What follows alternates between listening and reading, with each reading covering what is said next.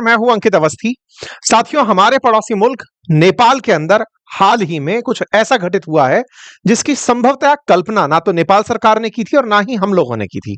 हम लोगों से मतलब भारत की मीडिया ने या फिर भारत में लोग बैठे हुए राजनेताओं ने या फिर लोगों ने क्या कि नेपाल के अंदर कुछ ऐसी घटना घटी जिसमें कि नेपाल सरकार के द्वारा अपने आदेश की पालना के लिए कहा गया था कि अगर अमेरिका के चलने वाले ऐप हमारे आदेश को मान लेते हैं तो ठीक है, अदरवाइज हम उन्हें बंद कर देंगे। चर्चा करेंगे कौन सा ऐसा आदेश था। उन एप्स ने वो बात मानी नहीं, इन्होंने ऐप बैन कर दिए। जनता सड़कों पर उतर आई। सड़कों पर हुए प्रदर्शन ने 20 से ज्यादा लोगों की जान ले ली। और ये 20 से ज्यादा लोगों की जो जान है ना, ये क्या मायने रखती है इस बात का आप अंदाजा इससे लगा लीजिए कि प्रेशर बढ़ता देख करके सत्तारूढ़ दल के अंदर सहयोगी घटक दल ने जो गृह मंत्री का पद लेके बैठे थे उन्होंने पद से इस्तीफा दे दिया। अगर आप इस भीड़ को फिर से कनेक्ट करते हैं कि ऐसी ही भीड़ हमने कहीं और भी देखी थी, तो याद करिए ये भीड़ शायद आपको याद आ जाए बांग्लादेश के अंदर। अगर बांग्लादेश के अंदर यही भीड़ आपको याद आए तो फिर आपको याद आएगा कि वहां पर भी ऐसे ही हुआ था। वहां पर भी भीड़ चढ़ गई थी संसद के ऊपर। वहां पर भी ऐसे ही हुआ था कि मोहम्मद यूनुस सरकार में आ गए थे। शेख हसीना को भागना पड़ा था। और जब यूनुस सरकार में आए थे तो आपको यह व्यक्ति याद आया होगा कि यह अमेरिकी प्रयासों के कारण ऐसा हुआ था। चैनल पर नए हैं तो चैनल को सब्सक्राइब कर लें। बाकी अपनी राय कमेंट बॉक्स में खुलकर रखें। गुजारिश बस यही रहेगी कि आप जितना संभव हो अपने साथियों के साथ इस सेशन को साझा करें। इतनी एनर्जी आपके साथ खर्च करते हैं, उसके रिवार्ड में ना तो कोई लाइक मिलता है, ना शेयर मिलता है, ना सब्सक्राइब मिलता है। मोटिवेशन अगर किल कर दोगे बॉस, तो फिर यार इतनी मेहनत करने का मन नहीं करेगा। मर्जी आपकी है। चलिए इस पूरी घटना को आज विस्तार से समझेंगे कि अल्टीमेटली क्या है ये ऐप की कहानी, क्या है रजिस्ट्रेशन की कहानी और असल कहानी क्या है। असल कहानी क्यों? क्योंकि जो होता दिख रहा है तस्वीरों में, ये भीड़ जो आपको दिख रही है, ये भीड़ कुछ ना कुछ हमें पुराना याद कराती है। आप इस तस्वीर को अगर ध्यान से देखें तो आप समझ पाएंगे कि कम जनता नहीं है, हजारों की संख्या में लोग सड़कों पर हैं। इंटरेस्टिंग है, ये सारे के सारे यूथ हैं। इंटरेस्टिंग है कि ये जेनजी क्राउड है। जेनजी क्राउड बोले तो ये इंटरनेट के युग में पैदा हुई क्राउड है, जिसने इंटरनेट से ही इंफॉर्मेशन प्राप्त की है और उन्हीं से मोटिव्ड है। आप इस तस्वीर को देख करके अंदाजा लगा सकते हैं कि ये तस्वीरें कुछ वैसी ही हैं जैसी आपने कुछ दिनों पहले बांग्लादेश में देखी थी। ये संसद के ऊपर चढ़ते हुए लोग हैं। संसद में, नेपाल की संसद में कूदने का प्रयास करते हुए, फांदने का प्रयास करते हुए बच्चे हैं, आपको यहां दिखाई दे रहे हैं। अगर आप इस भीड़ को फिर से कनेक्ट करते हैं कि ऐसी ही भीड़ हमने कहीं और भी देखी थी, तो याद करिए ये भीड़ शायद आपको याद आ जाए बांग्लादेश के अंदर। अगर बांग्लादेश के अंदर यही भीड़ आपको याद आए तो फिर आपको याद आएगा कि वहां पर भी ऐसे ही हुआ था। वहां पर भी भीड़ चढ़ गई थी संसद के ऊपर। वहां पर भी ऐसे ही हुआ था कि मोहम्मद यूनुस सरकार में आ गए थे। शेख हसीना को भागना पड़ा था। और जब यूनुस सरकार में आए थे तो आपको यह व्यक्ति याद आया होगा कि यह अमेरिकी प्रयासों के कारण ऐसा हुआ था, जिसके चलते बांग्लादेश के अंदर सत्ता परिवर्तन हो गया था। तो क्या नेपाल में जैन जी को मोटिवेट किया है क्या अमेरिकियों ने? क्यों? क्योंकि अमेरिकियों को अपनी तरफ से ये कहीं एहसास तो नहीं था कि नेपाल चीन के बहुत ज्यादा नजदीक चला गया है, या ये एहसास तो नहीं था कि नेपाल ने हमारे खिलाफ एक्शन लेने की हिम्मत कैसे कर ली, संसद पे हमला करवा दो। क्या है कहानी, आज के सेशन में डिस्कस करेंगे। क्योंकि हेडलाइंस हैं कि 19 से ज्यादा लोग अब तक मारे जा चुके हैं और नेपाल में ये जैनजीज का प्रोटेस्ट है। आप कहेंगे सर जब बांग्लादेश में हुआ था तब तो उसको छात्रों का, स्टूडेंट्स का प्रदर्शन कहा था, अब जैनजीज का क्यों कह रहे हो? क्योंकि असल में इस प्रोटेस्ट के होने का जो ट्रिगर है, मतलब जिस कारण से ये हुआ है, वो इंटरनेट पर बैन करना, सोशल मीडिया प्लेटफॉर्म्स को बैन करना है। सोशल मीडिया पर पाई जाने वाली जो क्राउड है आज के समय में, जो 15 से लेकर 30 साल की उम्र के बीच की है, जिसने इंटरनेट को आते देखा है, इंटरनेट से फेसबुक, व्हाट्सएप, इंस्टा या फिर यूट्यूब को यूज किया है, उन्हें जैन जेड के रूप में कंसीडर किया जाता है, जनरेशन जेड माना जाता है, जिन्हें जैनजीज कहते हैं। ये डिजिटली मोर अपडेटेड फेलोज हैं। इन्हीं लोगों ने इस प्रोटेस्ट का आह्वान किया था। अक्सर कहते हैं कि सोशल मीडिया के जो लोग हैं उनका लाइफ स्पैन कहिए या फिर उनका प्रभाव कहिए, इन्फ्लुएंस कहिए, वो केवल इंटरनेट पर होता है, जमीन पर नहीं। लेकिन यहां पर देख करके ऐसा लग रहा है कि उनके आह्वान ने भीड़ को सड़कों पर इस तरह उतार दिया कि 19 से ज्यादा लोगों की मौत हो चुकी है। सरकार ने शूट एट साइट का ऑर्डर दिया हुआ है। ऐसा ही ऑर्डर कभी बांग्लादेश में हुआ था। इसी के चलते इन पर सवाल खड़े हो रहे हैं कि क्या इसके पीछे कोई कॉन्स्पिरेसी तो घटित नहीं हो रही है। साथियों, आज से 2 दिन पहले मैंने अपनी पाठशाला नामक जो यूट्यूब चैनल है वहां पर यह सेशन किया था कि अचानक अमेरिकी कंपनियों के खिलाफ नेपाल क्यों हो गया।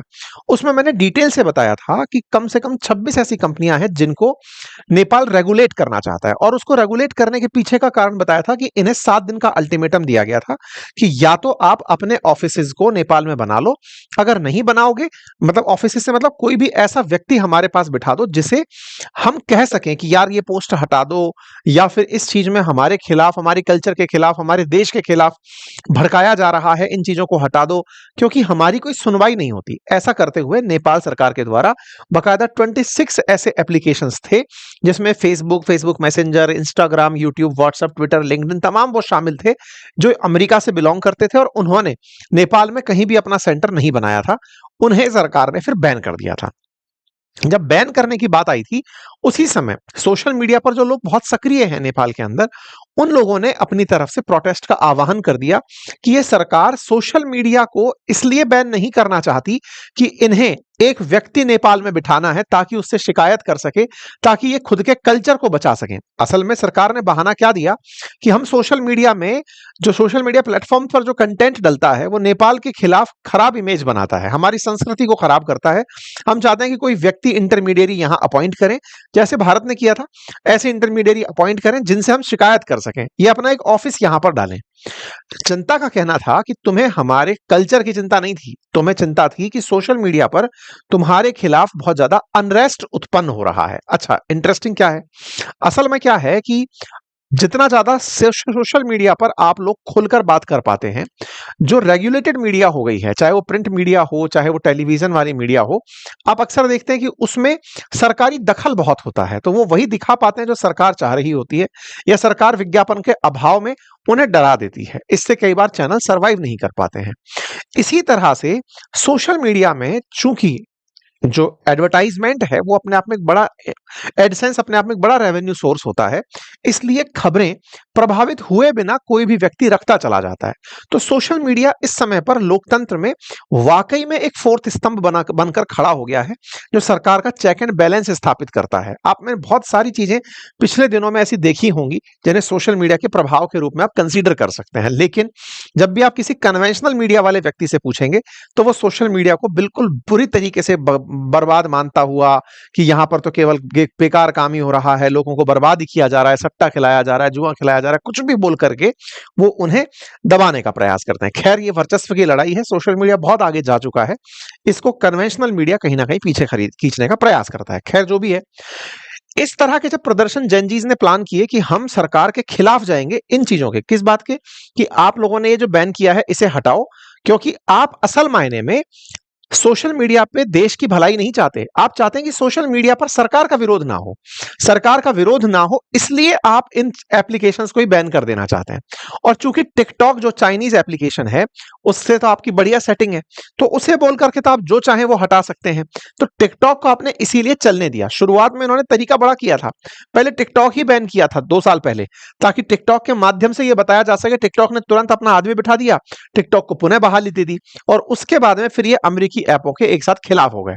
ठीक है, नेपाल की बड़ी सेलिब्रिटीज ने भी जेनजीज प्रोटेस्ट का समर्थन किया, जनता सड़कों पर उतरी। यह प्रोटेस्ट आज होना शुरू हुआ। सड़कों पर उतरी जनता की मांग एकदम साफ थी और उनका कहना था, पहले तो हमारे ऊपर से लगे हुए ये प्रतिबंध हटाइए। जो प्रतिबंध लगाए हैं असल मायने में उनका उद्देश्य आपको अपने खिलाफ कुछ नहीं सुनना है, इसलिए आपने इस तरह से काम किया है। यह जनता मोटिवेटेड होकर के संसद की तरफ चलने लगी। संसद की तरफ चलने लगी, कुछ इस तरह की तस्वीरें टिकटॉक पर आना शुरू हुई। आप यहां पर जो देख रहे हैं ये टिकटॉक ही है, यहां पर जो चल रहा है। तस्वीरें कुछ इस तरह से यहां पर आपको प्रोटेस्टर्स की दिखाई देना शुरू हुआ, जो संसद के बाहर जाकर एकत्रित होना शुरू हुए। आप अगर तस्वीरों को देखें तो प्रोटेस्टर्स यहां पर पहुंचते हैं और पुलिस जो बैरिकेडिंग हो रखी है उसे हटा देते हैं, और एक साथ जो भीड़ है वो अंदर की तरफ घुसना शुरू कर देती है। इस भीड़ के नजारों को आप यहां पर देख सकते हैं कि एक पूरा की पूरा रोड जो है, जो संसद की तरफ जा रहा है, वो पूरी तरह से जनता से भर चुका है। अब इस जनता ने जब अपना गुस्सा संसद पर दिखाना शुरू किया तो ये बिल्डिंग के अंदर एंट्री कर गए। अंदर एंट्री कर गए तो इसके ऊपर चढ़ गए। चढ़ने के बाद में फिर संसद भवन के अंदर कूद गए। ये दृश्य बिल्कुल वैसे थे जो कभी पहले आया करते थे, कुछ वैसे दृश्य थे। यहां पर ये दृश्य इस तरह से दिखाई दिए जाने लगे। लोग यहां पर चढ़ करके अपने प्रोटेस्ट को करने लगे।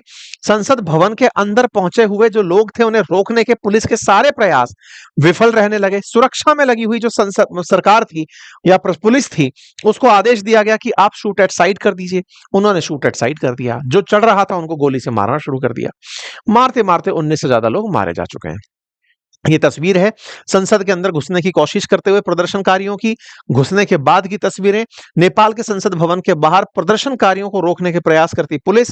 ये सारी आगजनी जो तस्वीरों में आपको दिख रही है। एक आंकड़ा बताता है कि 12,000 से अधिक प्रदर्शनकारी संसद भवन तक पहुंच गए थे। केपी शर्मा ओली ने लेकिन तब भी ये कहा कि चाहे जो हो जाए मैं भीड़ के आगे झुकने वाला नहीं हूं। ये बिल्कुल वैसे ही है जैसे शेख हसीना ने शुरुआत में कहा था कि मैं छात्रों की मांग मानने वाली नहीं हूं। शेख हसीना ने भी पुलिस से छात्रों पर गोलियां चलवा दी थी, जिससे बहुत से छात्र मारे गए थे। केपी शर्मा ओली ने भी जिद में छात्रों पर गोलियां चलवा दी।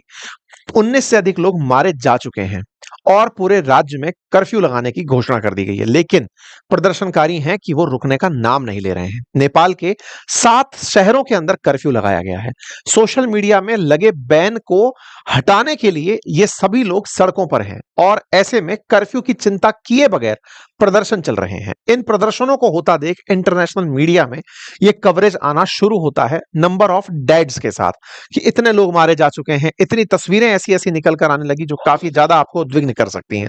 ये तस्वीरें हैं, अगर आप ये देखें तो शायद आप इस बात से वास्ता रखें कि कैसे इस भीड़ में अचानक एक गोली आती है और एक व्यक्ति को जो खड़ा हुआ है उसे इस तरह से लग जाती है। कुल मिलाकर के प्रदर्शनकारियों के खिलाफ ओपन फायर खोल दिया गया।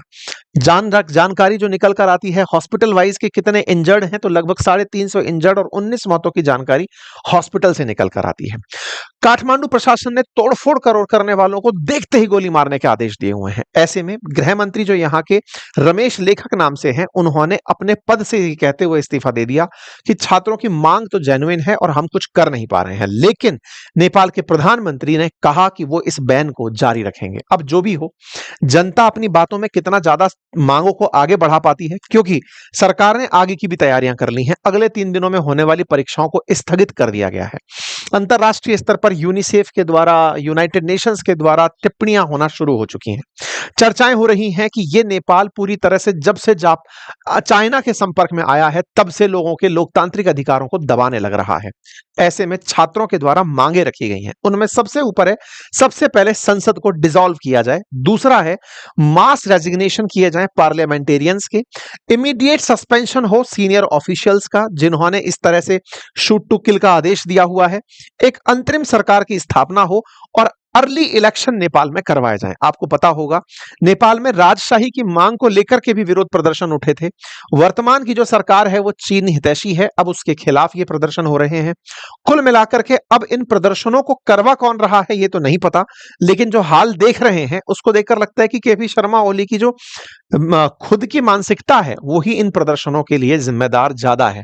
उन्होंने जिस तरह से सोशल मीडिया पर प्रतिबंध लगाया और जो अभी भी इतनी मौत के बाद भी जिद पकड़े हुए हैं, निश्चित ही ये नेपाल में कुछ बड़ा संकट पैदा कर सकती है। आपको कुछ तस्वीरें मैं इसलिए याद दिला देता हूं क्योंकि पिछले कुछ सालों में जब जब ऐसे प्रदर्शन हुए हैं, सत्ता परिवर्तित हुई हैं, फिर चाहे 2021 का म्यांमार हो, श्रीलंका 2022 का हो, 2024 का बांग्लादेश हो, आपने ये सब देखा है कि जब जब इस तरह की घटनाएं हुई हैं उन्होंने गहरा असर डाला है। फिलहाल जैन जी का केवल इतना ही कहना है कि सरकार अपने करप्शन को छुपाने के लिए सोशल मीडिया पर ब्लैंकेट बैन लेकर आ गई, जो कि अपने आप में उसके किसी और भाव को दर्शाता है। बाकी आप लोग इस विषय पर क्या सोचते हैं, अपनी राय जरूर बताइएगा। साथियों, समटाइम्स कुछ सेशन ऐसे होते हैं जिनको हमें इसलिए भी अपने साथ साझा करना होता है क्योंकि ये हमारे भी सोचने के दायरे को बड़ा करते हैं। इस तरह के जो प्रोटेस्ट हैं ये आपको सोचने के लिए अवश्य विवश करते हैं।